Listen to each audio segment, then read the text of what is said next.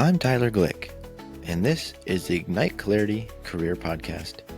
Each week, I sit down with regular people who have discovered promising careers, and together we learn exclusive stories about their journey and the details of their industry. This is Ignite Clarity. All right. Hello, everyone. Welcome to another exciting episode of Ignite Clarity Career Podcast. The purpose of this podcast is to introduce and detail different industries, jobs, and careers so that people can be encouraged to explore new paths. There is not a single linear path to success that works for everybody, and you're going to hear that in every episode of the Ignite Clarity Career Podcast. So my guest today is the self-proclaimed youngest Neopet scammer to be blacklisted from the game and an extremely talented graphic designer. She spent the last 13 years in the tech and design world building a portfolio that has led her to work in many prestigious roles and well-known media outlets. Brittany is a powerhouse in design, animation, creative direction, working with popular brands and platforms in the entertainment industry, such as Adult Swim, Netflix, and Mythical Entertainment. So if you're looking for direction in navigating the graphic design career path, then this is the place for you. So welcome, Brittany. Thanks for having me. Stoked to be here. Well, thanks I'm just really grateful that you said yes to coming on, and I'm really grateful to have you come share your expertise on your career path. And I went through your portfolio that you sent me, and I did spend like a lot of time digging around in there, and I realized I read your bio and the article that you wrote, and your career path was very nonlinear, kind of inspirational because you ended up in a lot of different places doing a lot of different things. Yeah, it's kind of a fun, messy journey, which I think is important to share so people kind of know that it's not really cut and dry of how to get into this industry. Yeah. And you share that many times. You've been on other podcasts and you've written about it. And this is another opportunity that I'm just grateful that you're able to do it with me. We'll start with a rapid fire Q&A. I'm trying to try out different segments. On the last episode, we did just like a fast facts segment, and I thought I had the idea to let's just try rapid fire Q&A just to kind of get an introduction to who you are, and then we'll start talking about your career. So in your words, what do you do for a living? I'm a design director. I manage teams of designers while also executing designs, kind of a creative problem solver. And then how would you summarize your field/industry? Because I know it's a lot. There's a lot of different things that you're involved in. Yeah, I'm like entertainment meets design. A lot of design jobs specifically are very they want you, if you want to work in healthcare, you have to always work in healthcare. It's really hard to transition to different fields within design. So once you're in entertainment, it becomes easy to kind of hop around and stay in entertainment. Okay. That's insightful. Awesome.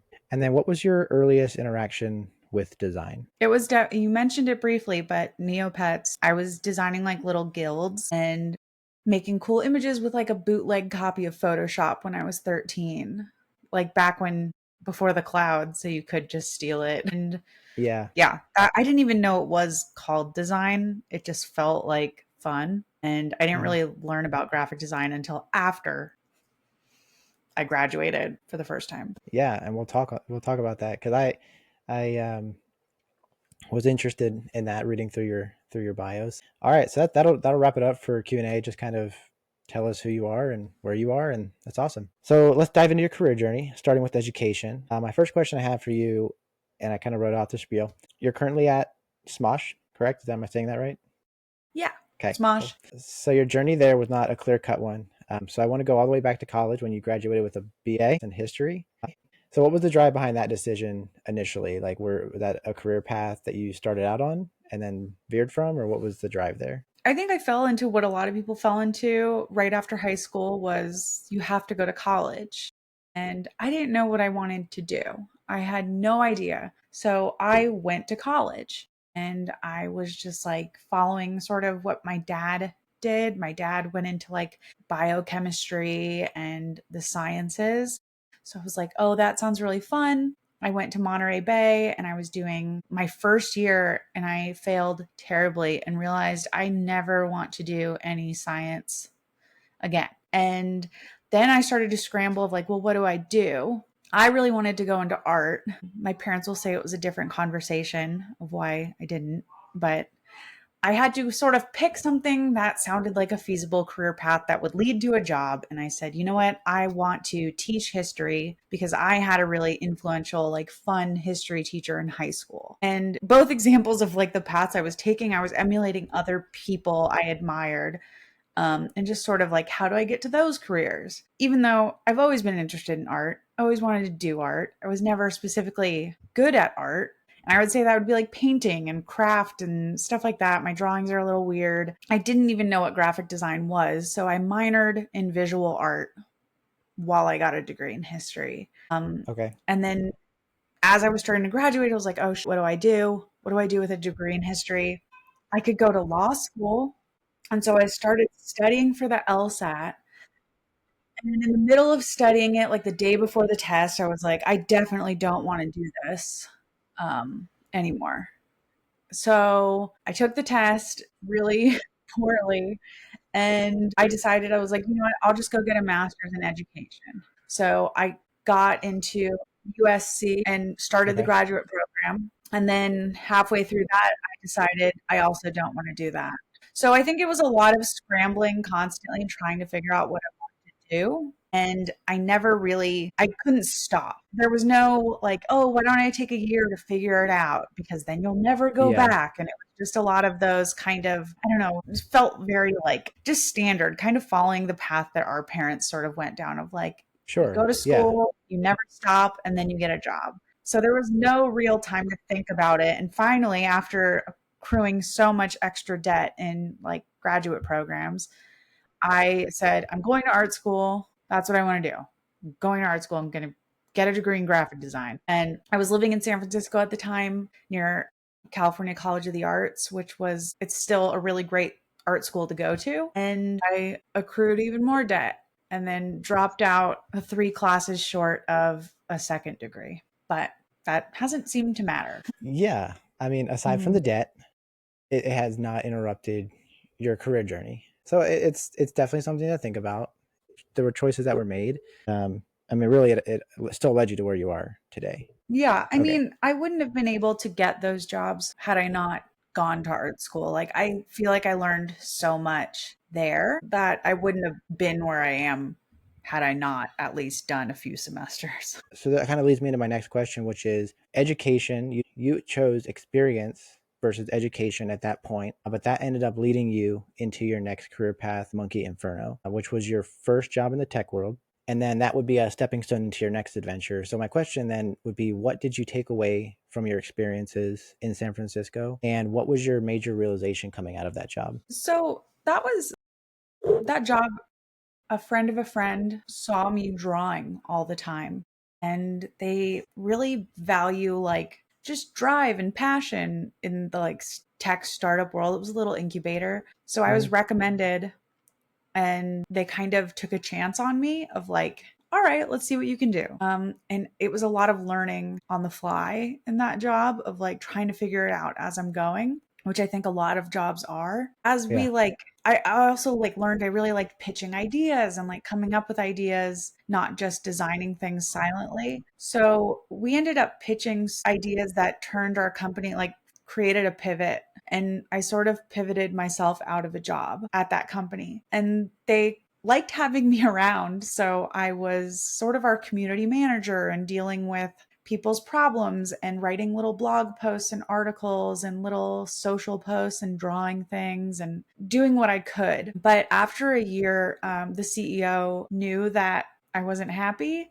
It's not what I wanted to be doing. I did not want to go into a career of community management. I'm not that person. There were plenty of articles written about me at that time Okay. about being difficult because I would taunt people and tease them and make jokes. And I'm not the customer service face. And I was like, you can't take this seriously. You guys have to chill out. And people were really mad.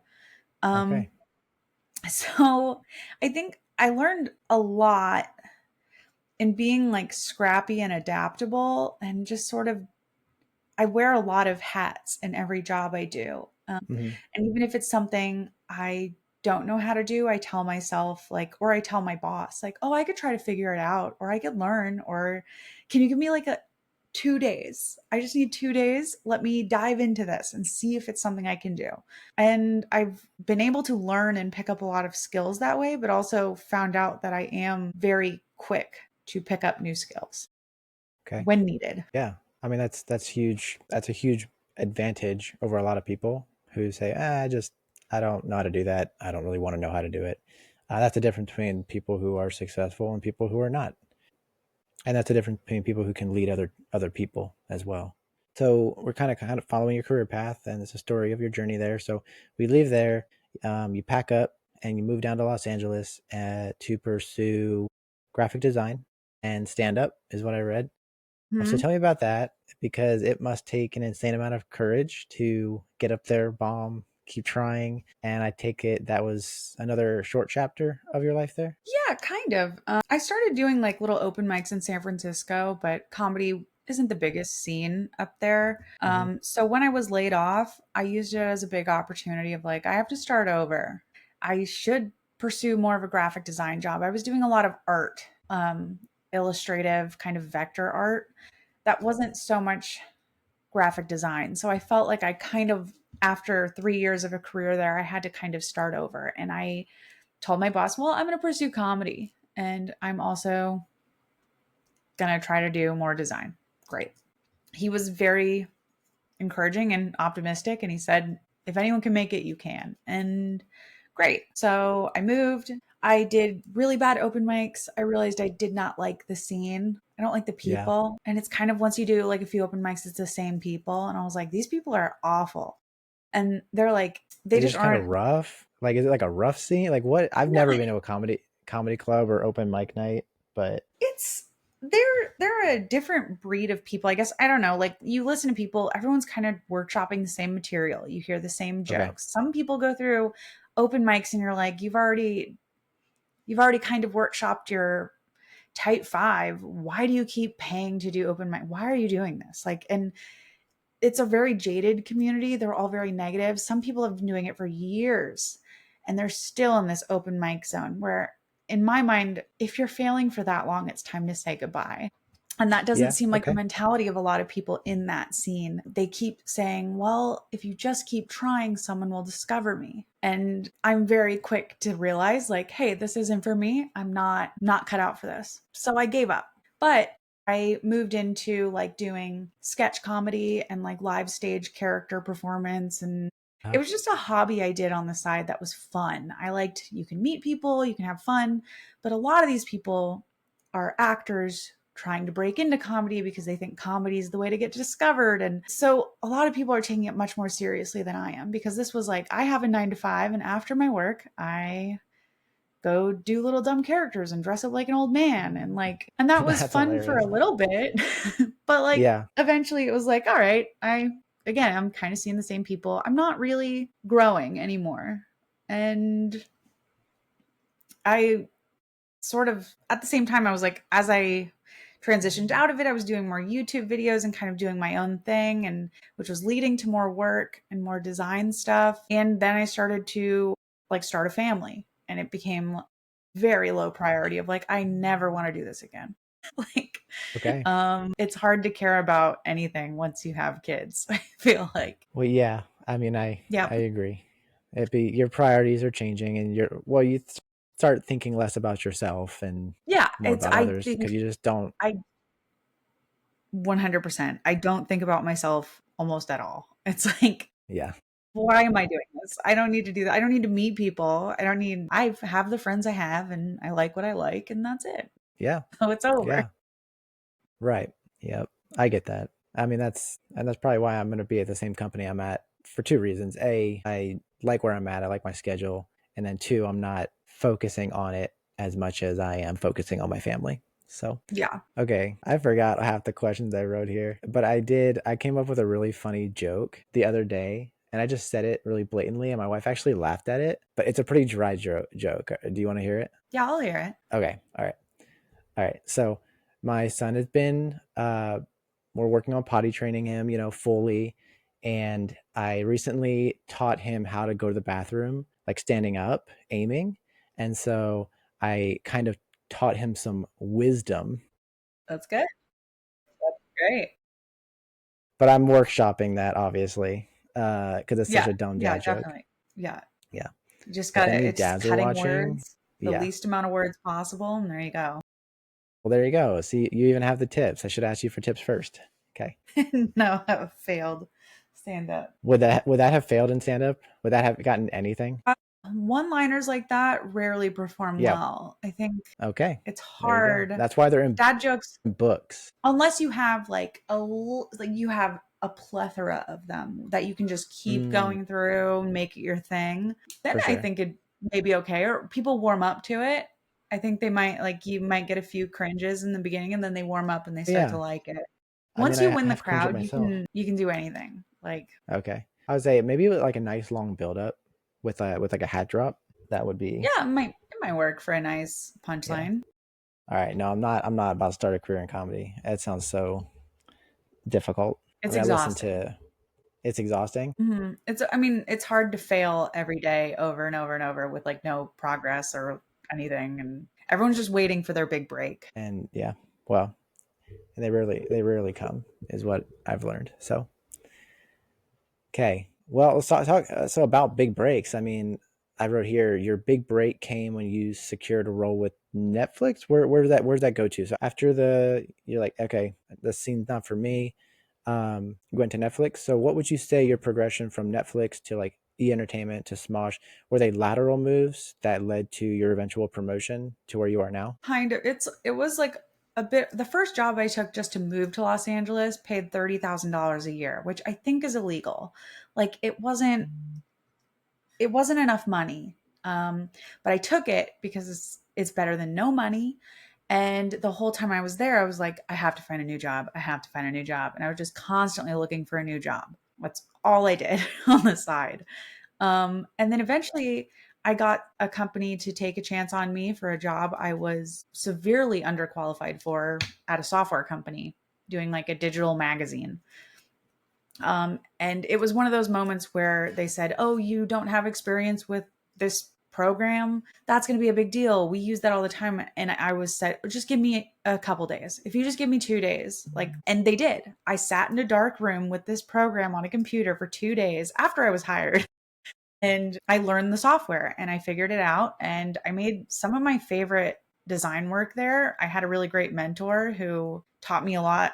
And once that job ended, it was sort of always just hopping around for little opportunities. And that Netflix Hmm. job came from a group I was in on Facebook called Comedy Jobs. And it was people within the comedy scene. A lot of them have separate jobs. And if something comes up, they post to fellow comedians. So it's sort of like keeping this weird network of like funny people. And it was a Okay. job working for Chelsea Handler's Netflix show as a graphic Okay. designer. So you don't really get like a funny job out of it, but it's like they like funny people working, even if they're not doing, I don't know, the work I was Directly. doing was like crude, weird, like editing penises, like having to pixelate penises that she'd send Okay. that needed and like and so like and like putting little outfits on them and like I had to animate that and pixelate it to be on Netflix. And it's like they need someone with a good sense of humor to do that kind of design. So that's how I sort Hmm. of found myself within that community of like, oh, there's a place for me. And that led to Good Mythical Morning. And they reached out to me to try more motion graphics. And I was like, I'm not great at motion graphics, but I can learn. And they're like, Hmm. okay. And it was my whole career has been people taking chances on my ability to learn quickly, which I Hmm. think is very rare.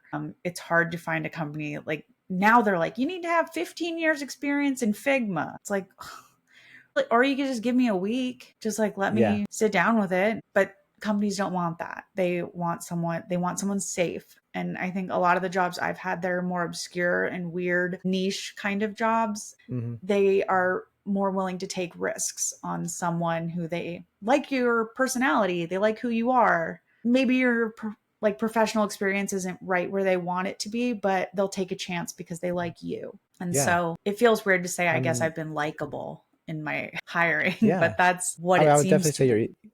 yeah, I mean, I definitely say you're easy to talk to, but whenever I do interviews too, like I like to direct hire for for where I'm at when I need to. And it always starts with like a Teams call to start the initial conversation. And because you can read body language better. their speech, and then you can kind of quiz them a little bit and get an idea of what their knowledge level actually is compared to what the resume says it is.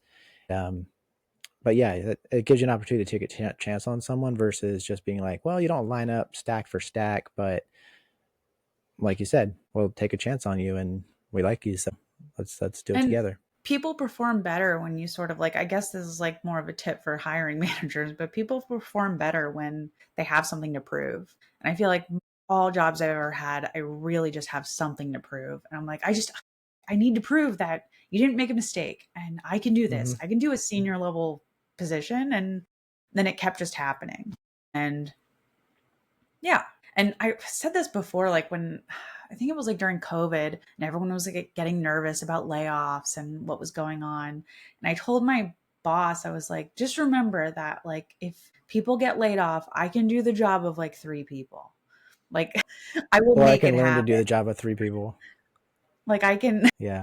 I will get it done. And I've proven that a lot through my career that I will get it done somehow. Yeah. That's awesome. Okay, so we'll move on to another phase that I found here. So I went down a rabbit hole on YouTube when you sent me all your stuff, watching your YouTube channel, which is pretty expansive. I mean, you worked on that for a while, Yeah. and you definitely have a new fan for sure. I watched the one of the podcast intervention episode. Yeah. That was hilarious because I kind of felt like personally attacked a little bit because I just started this podcast and everyone's been supportive because they have to be, not because they're like, oh, that's a really good idea. You should definitely do that. They're like, well, I'll just spare your feelings, Tyler. But anyway, so where did you come up? The name of your channel is Brittany. How Hmm. did you come up with that name? And while you're telling me, It, I'm going to adjust my mic again. okay. It just sounds a little like Britney, but it's like two body parts. It's a little Okay. bit crude. Huh? Um, yeah. The original name of the channel, because before I got married, my initials were BM, like bowel Yeah. movement. Okay. So Yeah. my YouTube channel's original name was BM's Tube because it just sounded gross. Yeah, like a bowel movement tube. I just like named my Two. channel Yeah. like colon, and then I was like, I should rebrand that. Um, and I was like, oh, Buttney instead of Brittany. And it's just, I don't know. I That like it was better it. than BM2. I like it better than Yeah, BM2 BM's just tube was because it's like, gross. It's a yeah, gross. and it's just longer. It's like butt It's meat. longer, it's Cause less, yeah. yeah, As someone who likes to like brand stuff, it was nice to brand my own channel because I was like, ooh, it's just one word. It's like nice. And BM's tube it was harder to brand for sure. okay. All right. So question number 6: What is your inspiration that keeps you motivated to work in the graphic design industry? I like kind of working on different things. I think sometimes things can get a bit stale. And when they do, I realize there's nothing stopping me from just doing something different or doing it a different way. Or yesterday, I spent the day like spray painting that I was going to use and bring in to Illustrator and vectorize and add details. And I just wanted to step away from the computer. I could have easily done that design on a computer, but something about like switching it up makes it fun.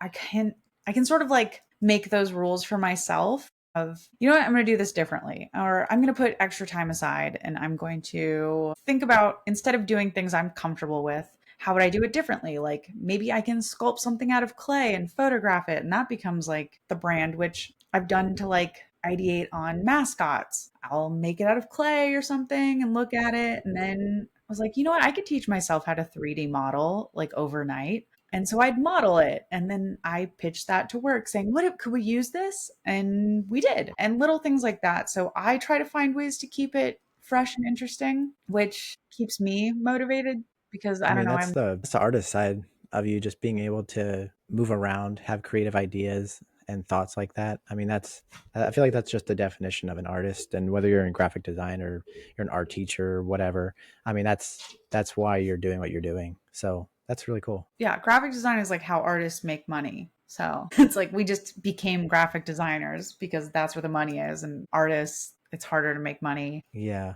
Well, I mean, you think of how many people actually like paint something and sell it for $1 million. Like, it's probably not that Yeah. many people, It you know. usually comes with like they like the person first. We're in such a huge influencer culture of like, Yeah. they're just buying influencers who've already built up their following themselves. They just want a name attached to it, which is bizarre to me because I like to be kind of in the shadows now, despite having a YouTube channel. I haven't been active on it in years. Yeah, I actually did have I think I missed one of my questions, but I was like, do you ever see yourself returning to that maybe after your family's kind of more grown up and you have more time on your hands? I mean, do you see that becoming a thing or even having like your own show or something like that? I have all these decks of like that I was pitching shows and then I stopped because I kept thinking about like what that would mean or what that outcome is if I went that direction.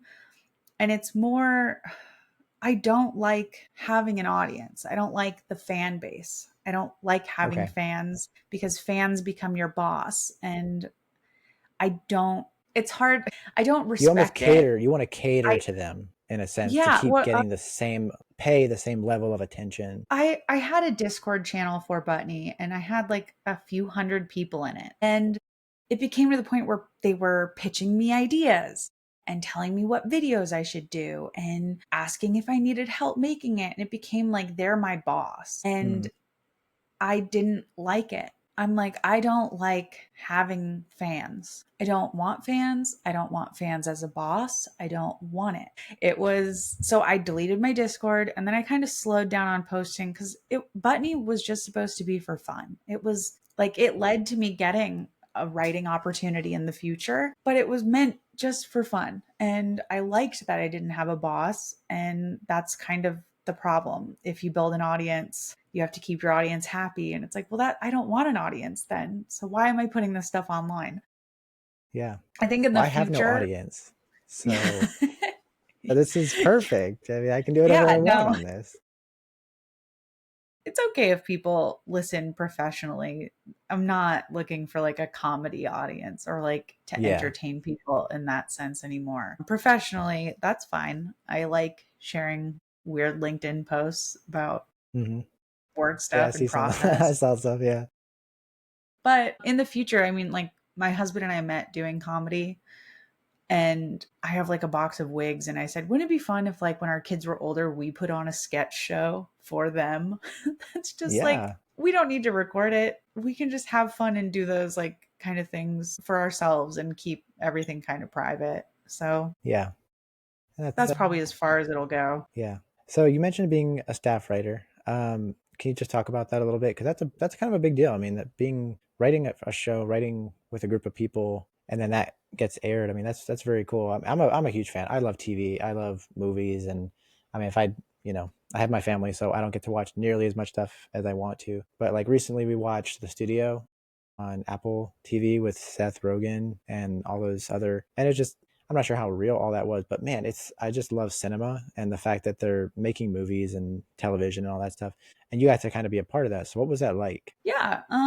I feel it was a little unconventional. So, I mean, I guess comedians would say, like, you made it, you got to write for a show. But it was during COVID. So I was in a fully remote writer's room, which was cool, not having to drive in anywhere. But I had a little bit of a different experience in that sense. I was reached out to by someone I like had like briefly met before who we talked about YouTube. We talked about dumb animation and stuff we liked. And then I came up with that video Come Bucks. Is that one? Yeah, Yeah. I'm a real thinker, Like you have to really think for my kind of comedy. That was sort of my resume in a sense. And that person who I talked to ended up pitching a show, and they picked it up. And he kind of pitched me as like, can she write on the show with like almost no experience? I had a pilot I had written. I had like a few fake, like, I'm like, look, I really don't have much of a writing resume, but they took a chance on me. Again, another position where it's like, well, we like Yeah. your sense of humor on this YouTube channel. So my biggest advice would be like, I mean, just do what you love to do. And sometimes opportunities come from that if they're passionate, but they can tell if you like are doing it to try to be famous or trying to like get something. And that was never my goal. And I think it came off as like just authentic. And Yeah. I don't know, the opportunity was fun. I mean, like for 8 hours a day, we would just be on video calls pitching jokes, funny scenarios. I was definitely more of the like story pitching part. I'm not the like punchy, look, I'm not a successful stand up. So Hmm. I'm not the funny like punch up person, but I have funny like story premise ideas or things that I don't know. I feel like that's how I contributed a bit. So yeah, But more I ended up storyline writing for based this. versus like punchline jokes. Yeah, I'm not a punchline writer at all. My writing got punched up a ton by other people in that room. I feel like I was probably the least experienced and it was really fun. I got to write on the second season as well. And so that felt like an What was the name of that? accomplishment. What was the name of that show? Royal Crackers. Royal Royal Crackers. Crackers Okay, on that's right. Adult Swim. Yeah. Yeah. Um Do they have a which was season cool. 3 coming out? I don't know. I mean, if they do, I'm not on it. Okay. So maybe. I don't know. But there's been no notice of it being canceled. So either it could be really delayed or I'm not part of it. Either way, Hmm. it's cool. Wow. Yeah, I was hoping you could announce it. Oh Just no, kidding. no. I got nothing. Yeah. Cool. Do you have any memorable memories that you can share, whether it's like just incredible experiences or famous interactions or just really projects, collaborations that you really enjoyed the most over the last 13 years? I guess kind of like a funny thing is when I was working at Netflix with Chelsea Handler, like the writer's room was right next to the graphics department. She'd occasionally come look at stuff we're working on and talk to us. But I think I introduced myself for the first time like 5 times to Chelsea. And it was like, yeah, I work even at her. We went to like a pool party at her house. She introduced herself again to For me. the And I'm first like, time. yes, I know we've met multiple times. And I like talk about the work that she's like critiqued me on and like talked with me. And I'm like, I remember I did like the the penis thing. And she was like, Yeah. oh yeah, oh yeah.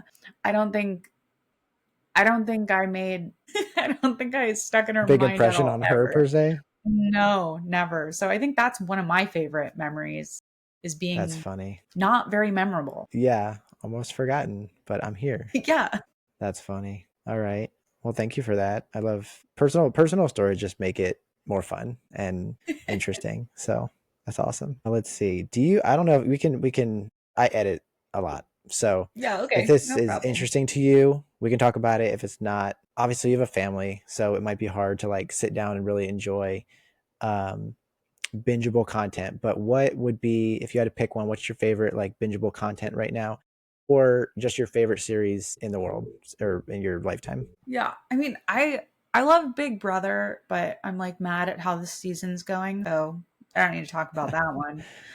Okay. And it's almost over. But I think my favorite series, which while I was like postpartum this last time, my friend, everyone talked about Severance. Everyone was like, Severance, Severance, Severance, watch Severance.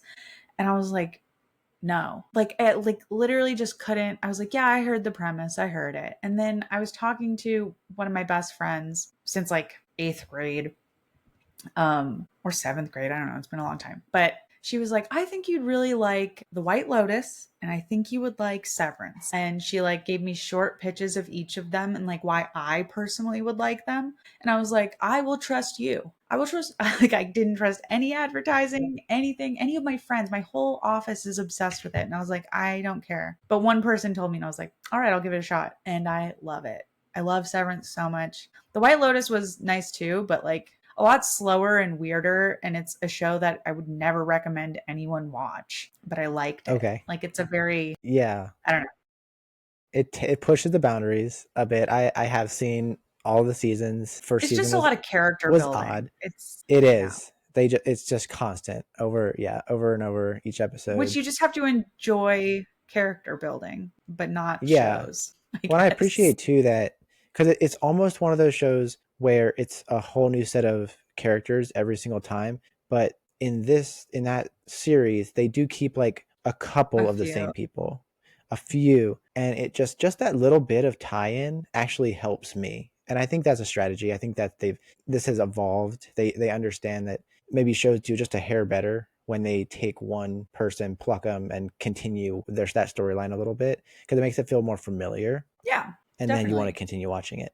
Yeah. But Severance, amazing. Loved it. My wife was so bored with it, but I loved, I mean, that was to me cinematic. Just the Yeah, I got really landscapes. invested. Like, Yeah. I'm just like so invested in weird little things. And then I'd be like, oh, this is happening. Like when things reveal, I'm like, oh, that's what that's going to be. Yeah. Okay. And I watched it when it was already there. So I wasn't like waiting for new episodes. Hmm. But like with kids, it's like you are sort of waiting where it's like, oh, I have an opportunity to sit down and watch a show. Hmm. I guess I'll watch that episode. And that was a lot of Yeah. that. Well, my all-time favorite is The Office. I'm never not watching it. It's either that or I don't know. I'm a child. I'm trying to like figure out my own mental issues because I go back and forth between The Office and Bob's Burgers. And Bob's Just like Burgers is great. yeah, it's on repeat. Like I'll Yeah. fall asleep listening to it, which probably isn't healthy, but yeah, We go back to Community a lot. I've not watched that one. You would probably enjoy that. Okay. I love Dexter. So I love all these Oh spin-off yeah. seasons of Dexter and like Dexter Resurrected and it's just like Yeah. so dumb and I'm like I love it. I live Is for it it. good? Did they do well with it though? I think so, but I'm just a fan of the show, so I Sure. love following it. Well, that's just like me Some and the parts are paper. stupid and him like there's I guess like once you're writing and you like know more about entertainment and weird things like that, you kind of focus on like, well, why'd they say that line? Hmm. They really focused on that line. I don't like that. Like it feels like like weird or like they try to like push weird things in shows and you're like, was that even necessary? That felt gross. Felt I Yeah. don't like it. Just keep to the Yeah. show. That's Well, yeah, I feel the same way with the paper, which just came out. I tried. I tried. I couldn't get into the Yeah, first episode, so I'll yeah. try again. The only reason I get that because I hate Esmeralda. Um, but obvious evil easy villain. But yes, the first episode was a little cringe. But because I'm such a super fan of The Office, I was like, push through. And then it's like, okay, this is really good. And So the girl from the White Lotus, right? The manager in the White yeah. Lotus, Yep, she's that's her. in the paper. She's really Yep. funny. So I'm like, maybe worth it. I don't know. Yeah, yeah. Well, and I will say like a couple episodes in, her character development starts more Okay. and it builds on her as not just some evil annoying person and kind of shows you why she's there, like actually there. So yeah. Anyway, give it a shot, but no pressure. All right, so as we start to wrap up here, do you have anything that you'd like to promote or words of positivity to people who might be looking for opportunities in design or just needing positivity in the world? Yeah. I mean, I guess check out Smosh on YouTube. That's Shout out. a labor of love in Yeah.